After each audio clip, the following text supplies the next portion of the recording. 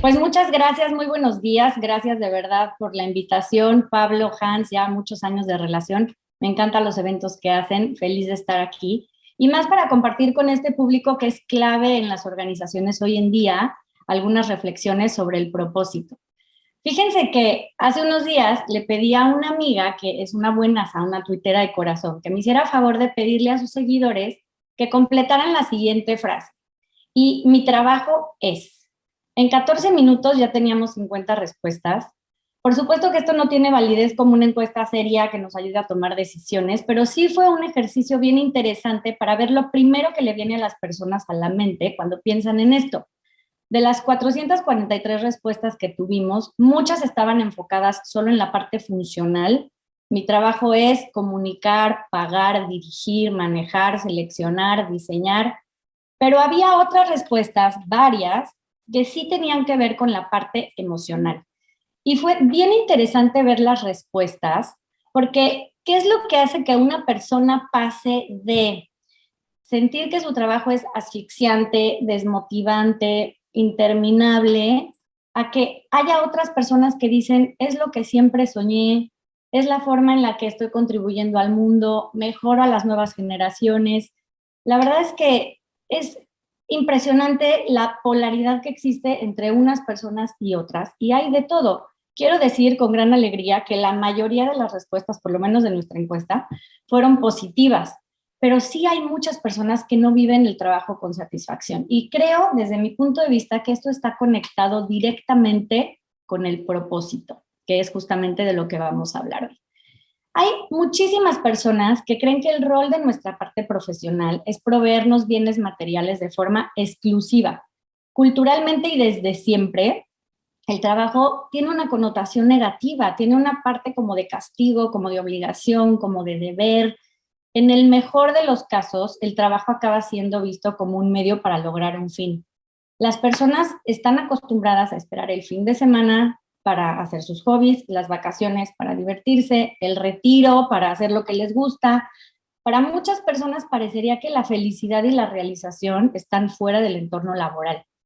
En este contexto, el esfuerzo que tienen que hacer las organizaciones para atraer, motivar, desarrollar, retener al talento es enorme, es agotador, y la verdad es que muchas veces además es inútil, porque si la persona acaba encontrando otro camino para lograr su meta material o una empresa que le ofrezca un camino más rápido, pues al final el trabajo se vuelve innecesario.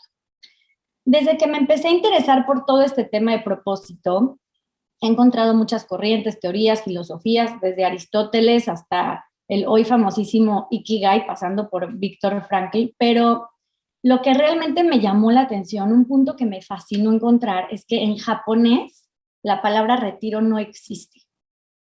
Y no existe porque no se supone que debas cumplir 65 años para ser feliz. No se supone que debas retirarte para hacer lo que te gusta. En esta cultura, el trabajo es visto como una parte importante de la vida para que sea significativa, pero no es la única y convive de manera natural con todas las otras dimensiones del ser humano. Su sentido de propósito, su estar comprometido con algo, construir relaciones verdaderas y relevantes, servir a otros. Y aquí, pues yo sé que no les estoy contando nada nuevo, porque pues finalmente aquí todos ustedes son expertos en recursos humanos, estamos en un mundo en el que sabemos que eso es así, pero por alguna causa que no acabamos de entender, en el ámbito laboral esto frecuentemente se nos olvida. Y le pedimos a las personas que vengan a la oficina solamente con su máscara profesional. O lo que sea que la empresa entienda por eso, porque cada empresa tiene su propia máscara, ¿no? Y lo que hacemos es que silenciamos una parte muy importante de lo que somos todos los días. Las personas tienen miedo de expresar su verdadera identidad. Se vuelve un riesgo decir todo lo que piensas o mostrar todo lo que eres. Omitimos nuestra espiritualidad, nuestras emociones, nuestras dudas, y poco a poco nos vamos alejando de aspectos que son muy importantes para nosotros mismos. En este contexto es que le pedimos a las personas que estén motivadas, conectadas, comprometidas, que participen súper entusiasmados en nuestras iniciativas de clima. No entendemos por qué 8 de cada 10 personas no están comprometidas con el trabajo. hacemos un workshop, un plan de acción de clima con desayunos y clases de mindfulness incluidos, porque normalmente eso hacemos, y después cuando volvemos a medir y en el mejor de los resultados el indicador sigue igual de malo, acabamos frustrados y no entendemos y pensamos que lo que pasa es que para los empleados nada es suficiente. La consecuencia de tener esta visión tan poco inspiradora del trabajo es tremenda, porque las personas se quedan desmotivadas, la empresa pierde rentabilidad y resultados y performance, y hay que entender que la forma en la que las personas se acercan y la forma en la que piensan del trabajo va a determinar la energía y el esfuerzo que ponen en él. Hay muchos estudios, y ustedes los conocen mejor que yo, que comprueban que las empresas que tienen empleados más comprometidos, y aquí a mí no me gusta la palabra, la verdad, yo creo que hay otras mucho mejores, pero voy a usar esa porque es la que todos conocemos, ¿no? De las famosas casas encuestadoras y tal, pero sabemos que las empresas que tienen empleados más comprometidos son las más productivas y son las más rentables. La felicidad y el compromiso de los empleados sí se refleja en el bottom line y en el precio de la acción. ¿Qué podríamos hacer entonces para que las organizaciones realmente empiecen a vivir este equilibrio? ¿Qué pasaría si fuera el 80% el que estuviera comprometido, en vez de que fuera menos del 20%? Lo primero que tenemos que hacer para que esto ocurra, y es lo que yo les traigo aquí a proponer, es hay que ayudar a que las personas identifiquen su propósito. Normalmente nos lo preguntamos en momentos de cambios importantes en la vida. Cuando tenemos que tomar una decisión, nos preguntamos, ¿y yo para qué estoy aquí? ¿Cuál es mi razón de ser? ¿A dónde voy? ¿Quién soy? ¿No? Esas preguntas que nos vienen a todos en algunos momentos, como cuando decides irte a vivir en pareja, adoptar un perro, mudarte de ciudad, tener un hijo, casarte, divorciarte, no importa, pero en el ámbito profesional estas preguntas pasan todo el tiempo estamos tomando decisiones importantes. Eliges tu carrera, cuando te cambias de empresa, cuando tienes una promoción, cuando la empresa se fusiona, cuando hay crisis, cuando hay resultados que no están llegando y hay mucha presión, cuando hay metas que parecen imposibles de alcanzar, cuando cambias de gestor, cuando te retiras, cuando tu elemento más importante se va de tu equipo. Hay muchos momentos así. Hay muchos momentos en los que nos preguntamos, ¿para qué estoy aquí? Habiendo tantas posibilidades laborales, ¿por qué estoy yo eligiendo esta hoy? Tenemos que ayudar a que las personas conozcan su propósito personal y tengan una visión más completa de sí mismos y de lo que el éxito significa, que no es solamente la parte financiera, que es importantísima, pero que no es la única. Hay muchas herramientas para lograr esto, desde la rueda de la vida, el Ikigai, coaching, mentorías. La verdad es que no importa. Incluso si no tienes presupuesto, basta con tomar café. Hay que tomar café con la gente, hablar con ellos, entender. No importa el medio, lo que se necesita es tiempo, reflexión, escucha, introspección, autoconocimiento. Si la persona tiene claro su para qué, entonces hemos dado el primer gran paso para tener empleados comprometidos en la organización. En su historia como responsables de recursos humanos o como miembros de un board o como líderes de una organización, ¿cuántas veces han participado en la definición de la razón de ser o la misión de la empresa o de un equipo de trabajo? Yo quiero pensar que al menos todos los que estamos hoy aquí hemos pasado por eso mínimo una o dos veces en la vida. Aunque hay un estudio que dice que el 38% de las empresas no tienen un propósito declarado, pero bueno, yo voy a pensar que esas empresas no están hoy aquí. Las empresas invertimos mucho tiempo y dinero y recursos en esto. En realidad no es falta de convicción, no es que las empresas no tengan esto claro. Al final, tenerlo escrito en la pared no sirve para nada. Ese es el problema. Si está como una frase central en nuestro PowerPoint o presentación del plan estratégico, por muy bonito que esté redactado y escrito en la página web, por muy inspirador que suene, por sí solo no va a generar resultados. No va a ser ni clientes más fieles, ni empleados más comprometidos. Según un estudio que hay por ahí de McKinsey, dicen que aunque se invierte mucho en este tema, solo el 42% de las empresas realmente traducen el propósito en acciones e impacto. Y la verdad es que En este mismo estudio, el 72% de los que contestaron dijeron que el propósito debería de tener más peso que la rentabilidad. Y aquí podemos pensar que entonces es necesario cambiar el foco y dejar en segundo plano los resultados financieros. No, no va por ahí. Sin resultados financieros, la empresa tampoco puede existir. La pregunta es cómo equilibramos el performance con las personas y el propósito en el centro.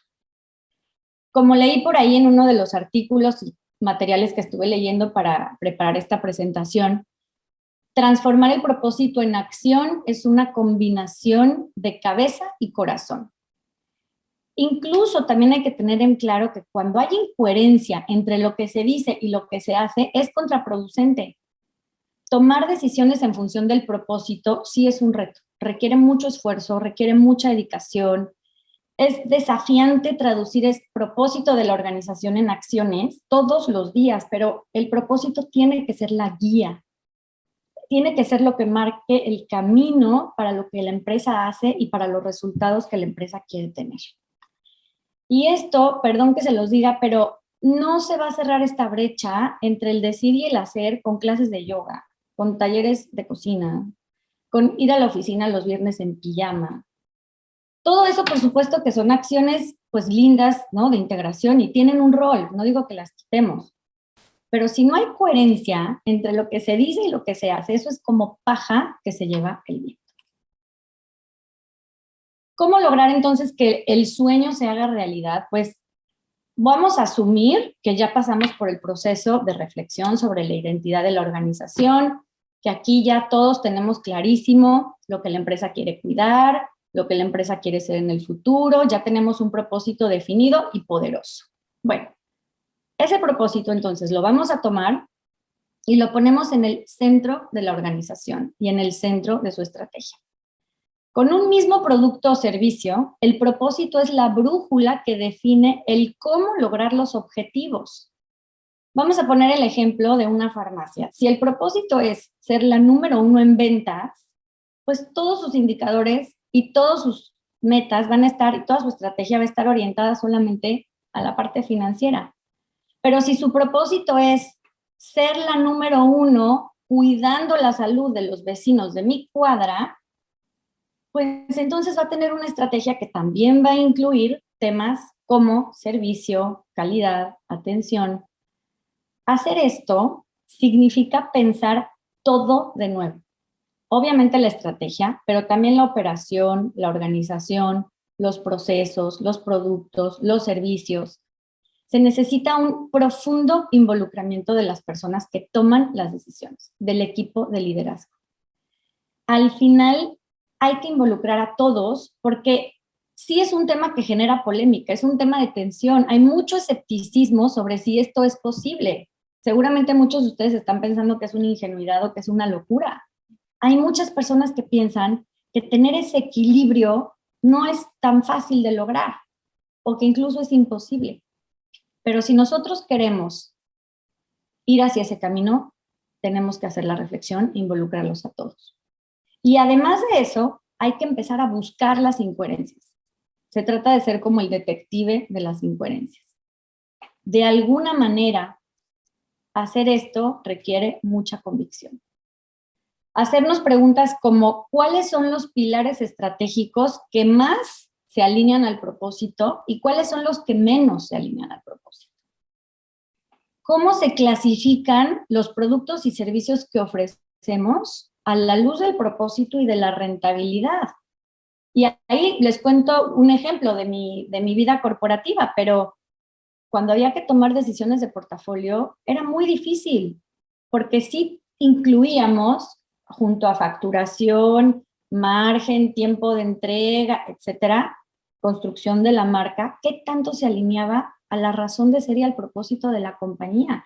Y a veces te dabas cuenta que un producto que era espectacular en ventas era el que estaba más alejado del propósito de la compañía. Tomar decisiones así es difícil y no es de un día para otro, mañana lo descontinuamos, ¿no? Pues tampoco somos locos, pero sí lo tenemos por lo menos que pensar y empezar a encontrar caminos que sean paralelos. Hay que definir entonces cuáles son las decisiones que vamos a dejar de hacer, qué cosas ya no vamos a hacer más. Por ejemplo, CVS, cuando hizo este ejercicio e incluyó y vio que en su propósito había este tema de salud, pues dejó de vender cigarros. No fue fácil, seguramente les costó una millonada, pero bueno, empezaron a encontrar formas de compensar esa pérdida y vivir y operar más alineados a su propósito. Hay que decidir también cómo vamos a evolucionar, cuáles son esas prácticas que vamos a evolucionar. Y aquí les traigo otro ejemplo. Parte de mi paso por el mundo corporativo de 20 años, estuve en una compañía que vendía por catálogo. Y pues en esta empresa, imagínense la cantidad de papel, la cantidad de hojas. Y era una empresa, es una empresa maravillosa, comprometida con el medio ambiente y la sustentabilidad. Era un gran desafío de negocio, gran desafío. En ese momento, en mi rol como Head of Marketing, bueno, pues al final teníamos estudios que comprobaban que mientras más catálogos había en la calle, pues más vendíamos, obviamente, ¿no? Teníamos 3.2 catálogos por vendedor o vendedora. Era una locura y eso significaba papel, impresión, tinta, contaminación, desperdicio y además, ¿qué creen? Que ese se destruía cada 3 semanas porque era un negocio que tenía 21 catálogos al año. Y empezó el camino, y esto les estoy hablando hace 15 años. ¿Qué podemos hacer? Empezamos por, vamos a cambiar a papel FSC, y entonces ahí traíamos el papel de Europa y de Australia, de unos molinos en quién sabe dónde, porque en México no lográbamos encontrar papel que fuera certificado y que pudiera realmente decir que no venía de la tala clandestina. Entonces, fue una búsqueda, pero la diferencia también estaba en que pues todas las personas estaban comprometidas con eso. Porque cuando subió el presupuesto de papel, todos sabíamos por qué había pasado. Eventualmente empezamos a buscar otras formas y para el momento en el que yo dejé esa área, de 3.2 ya habíamos pasado a 1.2 catálogos por persona. Y lo compensamos con revistas digitales, lo compensamos con 1000 otras formas y las ventas siguieron creciendo a doble dígito. Fue un camino largo, pero al final se consiguió y todavía estoy segura que hay muchas formas de evolucionar. También hay que decidir cuáles son las cosas que vamos a empezar a hacer. Cuando analizas tu propósito, puedes ver que hay cosas que necesitas empezar a hacer. ¿Y cuáles son las que están bien? No todo está mal, hay cosas que están muy bien y entonces esas hay que reforzarlas y continuar haciéndolas. Para que se materialice todo esto, tienes que generar constantemente el debate sobre las cosas incómodas, sobre las tensiones, sobre lo que normalmente no se habla. Hay que ser valientes y decir, sí, nuestro producto, que creen, el que más vendemos es el que menos se alinea a lo que decimos que hacemos. ¿Qué hacemos? Tenemos que hablar sobre esa relación simbiótica entre el propósito corporativo y el performance corporativo. Son cosas que no pueden seguir separadas. Y ya que tienes tu estrategia, pues hay que superar los retos operacionales, ¿no? Al final necesitas mucha innovación, necesitas equilibrar el corto plazo con el largo plazo. ¿Cómo haces para ir manejando estos dos universos? Tienes que crear nuevas capacidades, desarrollar agilidad en tu equipo, crear un ambiente seguro para equivocarse. Y la verdad es que eso es un gran punto. Y les cuento otra historia. Yo estaba segura de que tenía una gran idea, que obvio no fue tan buena, pero yo estaba segura que era el camino para vender más perfumería en su momento. Y llegué con mi gran idea al vicepresidente y me dijo, no va a funcionar, pero intenta. Yo, ¿cómo? Sí, intenta para que aprendas por qué no funciona. Y me acuerdo perfecto que me dijo, solo equivócate en chiquito. Y sí, hicimos un piloto, obvio no funcionó, aprendimos y entonces llegamos con una propuesta que fue mucho mejor y que al final sí dio resultados. Tenemos que delegar la autoridad también, tenemos que dejar que las personas tomen decisiones, se equivoquen y que haya una cultura sana para que eso pase. Y ahí el rol de recursos humanos es clave para que eso ocurra. Cuando ya pasamos por esta etapa, bueno, pues entonces llega el momento de que las personas realmente sean protagonistas del propósito. Solamente el propósito se va a hacer realidad si las personas lo entienden a profundidad y lo viven. No se trata de comunicarlo, de decir, ¿qué creen? Aquí está nuestro nuevo propósito, qué felicidad, y pintamos las paredes. No funciona si es top-down, debe ser bottom-up. Las personas tienen que adueñarse del propósito y una persona que realmente vive el propósito va a ser el mejor vocero, va a ser el mejor impulsor de lo que realmente la empresa es. El propósito tiene que estar en el top of mind todos los días, no solamente en la revisión anual. Alguna vez di un taller en una empresa muy grande de refrescos, era un taller de coaching y pensamiento crítico a mandos medios.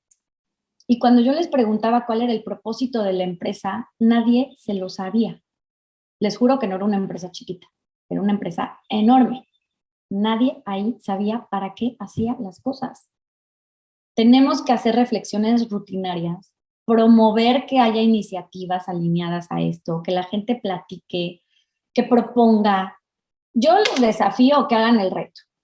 Mándenle a las personas en una sala para que no puedan consultar en sus teléfonos y pregunten, ¿cuál es el propósito de nuestra empresa?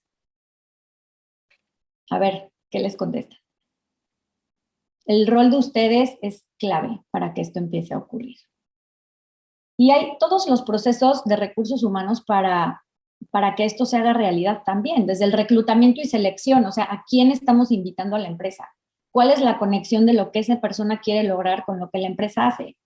Vendemos alimento para mascotas y a la persona a lo mejor ni le gustan las mascotas. Por lo menos hay que darnos cuenta. Imaginen que todas las personas incluyeran este tipo de reflexiones en los procesos. ¿Cómo es el proceso de inducción?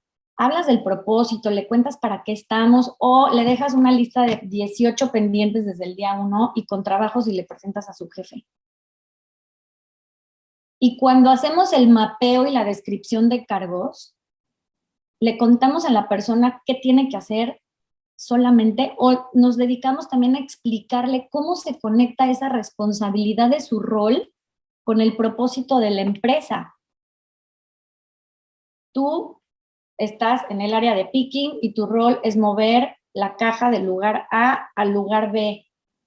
O tú eres parte de la cadena de suministro que hace que las medicinas lleguen a hospitales rurales para las personas que están enfermas. Tu trabajo es importante. Tiene un propósito, tiene un fin. Hay que alinear las prácticas de gestión también, redefinir cómo invierten el tiempo los líderes, a qué se le dedica más tiempo, de qué se habla en las reuniones. Cuando Best Buy redefinió su propósito e incluyó un foco importante en las personas, cambió el orden de la reunión. Empezó a hablar de personas y después habló de resultados. Y todas las reuniones ya son así, primero personas y luego resultados financieros. Las señales importan porque al final la forma es fondo. Y sí tenemos que ir midiendo el progreso hacia ese propósito, cómo se relaciona con cada área y con cada interfaz. Y cada vez hay más instrumentos y herramientas para medir. Al final, el hecho de que no haya mediciones perfectas no quiere decir que no podamos medir. Algo tenemos que hacer. Shell, por ejemplo, tiene planes en el corto plazo de poner metas de emisión de carbono. O sea, estos señores venden gasolina y van a empezar a medir eso. ¿Y qué creen? Que además lo van a asociar a la compensación ejecutiva. Hay que hacerlo, hay que empezarlo a medir. No se trata que vamos a llegar del lugar A al lugar B de la noche a la mañana, pero sí se trata de por lo menos empezar a dibujar el camino. Ya pusimos el propósito en el centro, ya superamos los desafíos operacionales, ya hicimos que las personas tuvieran protagonismo, alineamos las formas de gestionar y de medir. Lo que queda es crear un ambiente que inspire, habilite y dé soporte a las personas para que den su mejor versión. No es un tema de zanahorias o castigos, al final tiene que ver con la cultura, con alentar la autonomía, con que las personas estén contentas de hacer lo que hacen y crear este ambiente de desarrollo. Con estas 5 acciones, sin duda podemos transformar el propósito en realidad. Una vez que ya está hecho eso, ya está el propósito individual definido y claro, ya está materializado o por lo menos dibujado el camino para materializar por completo el propósito. Y acuérdense que la estrategia no es un hecho, es un proceso, es algo que es constante y está vivo. Pues lo que queda es bastante obvio, hay que conectar esos dos universos, hay que conectar el propósito individual con el de la organización, pero tiene que ser una conexión verdadera. Y esto es crítico para que suceda. Hay que escuchar, hay que estar abierto, hay que dialogar. El rol de los líderes es fundamental, es clave, es lo más importante. Ya les decía, cafés, todas las semanas, todos los días hay que tomar un café de 15 minutos con alguien, escuchar, hacer talleres uno a uno, entender por qué las personas entraron a la empresa, por qué se quedan, que las personas se hagan esas preguntas. ¿Cuál es el propósito central de mi trabajo? ¿Cómo mi trabajo hace mejor al mundo? ¿Cómo puedo basarme en mi propósito y realizar mi trabajo diario para que mi propósito se cumpla? ¿Cuáles son las relaciones significativas a mi alrededor? Cuando la conexión es evidente, cuando existe una relación virtuosa entre el propósito individual y el organizacional, entonces sí, el compromiso aparece. Y ahí sí, todos los viernes en pijama, no importa. Pero lo primero es que esté puesta la base angular.